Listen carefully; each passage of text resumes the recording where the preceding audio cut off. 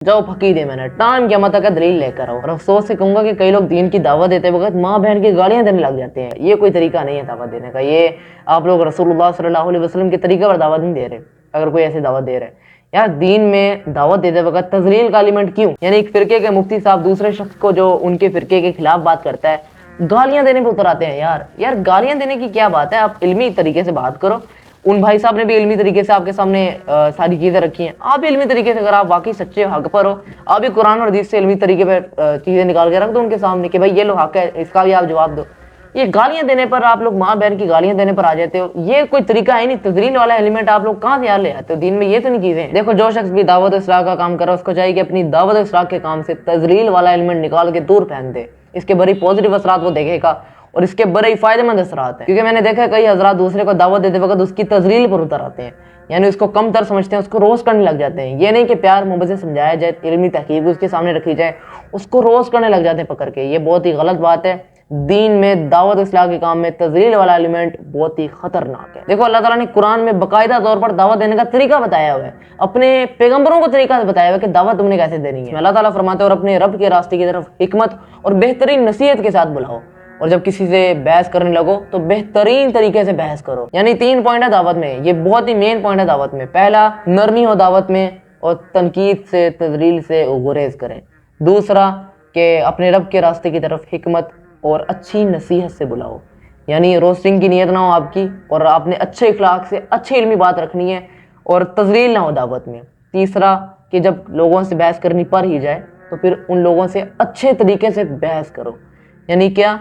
आप लोगों ने अच्छे तरीके से बहस करनी है, अगले की तजलील पर, अगले की रोस्टिंग पर, अगले को कम तर नहीं समझना, बल्कि अच्छे तरीके से बहस करनी है। जिस तरह वो इल्मी तहकीक आपके सामने रख रहा है, आपने भी अपना, अगर आप वाकई हक पर हो तो आप भी कुरान और हदीस से निकाल के रख दो। ये लो भाई, मानने तो मान लो। देखो, अगर आपकी दलील मजबूत होगी ना तो अगले वाला मानने पर मजबूर हो ही जाएगा। उसको मानना पड़ेगा कि यार ये कुरान और हदीस में आई, मुझे मानना पड़ेगा।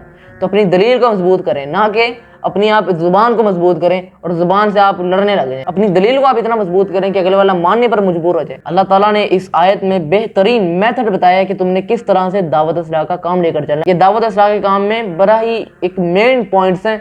जो शख्स इन्हें थामेगा वही दावत इस्लाह का काम बेहतरीन तरीके से कर पाएगा। जो शख्स अपनी दावत इस्लाह के काम में से ये 3 चीजें निकाल देगा ना, उसकी दावत इस्लाह के काम में अंदर खोखली है, वो बिल्कुल खोखली दावत वो दे रहा है। इसको आप एक मिसाल समझिए कि मेरे सामने एक बंदा है, वो किसी मसले में गलत है। मैं उसको कहता हूँ कि भाई तू गलत है, तू जाहिल है, तू वो है, तू फलां है। मैं उसको तजलील उसकी करने लग जाता हूँ, उसको मैं कमतर निगाह से देखने लग जाता हूँ।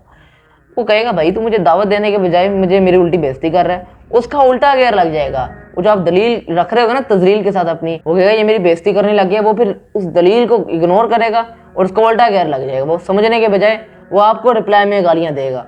तो ये बात, ये दीन इसी चीज़ को तो मना करता है कि ये आपने ये दावत इस्लामी ये वाला काम करना ही नहीं है। अब आप लोग इतना तो समझ गए होंगे कि दावत में नरमी और इखलाक बहुत ज़रूरी है। इसलिए अल्लाह ताला ने अपने पैगंबरों को भी दावत में नरमी रखने का हुक्म दिया है।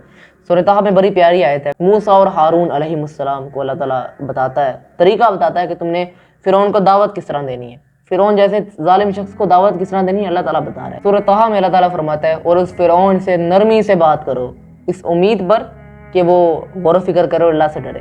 किससे नरमी से बात करने का अल्लाह ताला हुक्म दे रहा है? फ़िरौन से। फ़िरौन जैसा जालिम शख्स, उस टाइम का सबसे ज़्यादा तकब्बुर करने वाला शख्स, अपने पैगंबरों को अल्लाह ताला कह रहा है कि तुमने इससे भी नरमी से बात करनी है, इसको दावत देनी है तो नरमी से दो, इस उम्मीद पर कि वो गौर फिक्र करे और अल्लाह से डरे। अल्लाह ताला अपने दोनों पैगंबरों को कह रहा है कि तुमने फ़िरौन के पास जाना है और उससे नरमी से बात करनी है, यानी नरमी का रवैया अख्तियार करना है। ये दावत का बड़ा बेहतरीन और अहम असूल है कि दावत में नरमी अपनाई जाए और सख्ती ना अपनाई जाए। सही बुखारी की हदीस है कि नबी सल्लल्लाहु अलैहि वसल्लम ने फरमाया कि आसानी पैदा करो दीन में और सख्ती ना करो, और खुशखबरी दो और नफरत ना दिलाओ।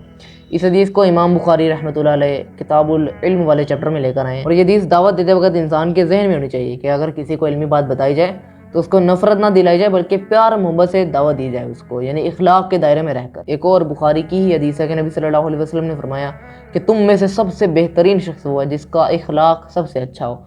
और इखलाक इंसान का तभी पता चलता है जब वो किसी से गुफ्तगू करता है। अकेले में तो नहीं पता चलता, इनफरादी तौर पर तो नहीं पता चलने वाला।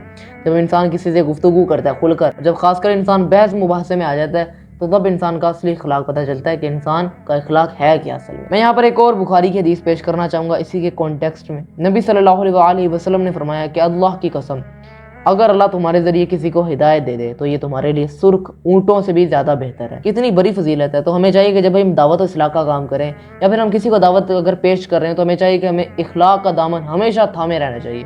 اخلاق سے باہر نہیں نکلنا چاہیے.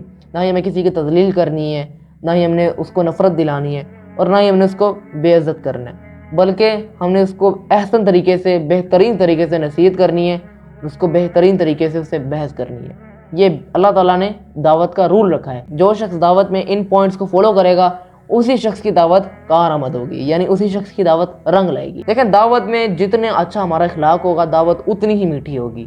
اور دعوت میں تذلیل نہ کریں. ہمیں ہمارا دین یہ نہیں سکھاتا کہ دعوت میں تذلیل ہو، آپ کسی کو تذلیل کر کے اگلے کی ڈسرسپیکٹ کر کے اس کو چیزیں سکھاؤ. اگر آپ دعوت میں اچھا اخلاق رکھیں گے دعوت کا اثر بھی اتنا میٹھا ہوگا. اللہ تعالیٰ ہم سب کو سمجھنے کی اور عمل کرنے کی توفیق دے. آمین.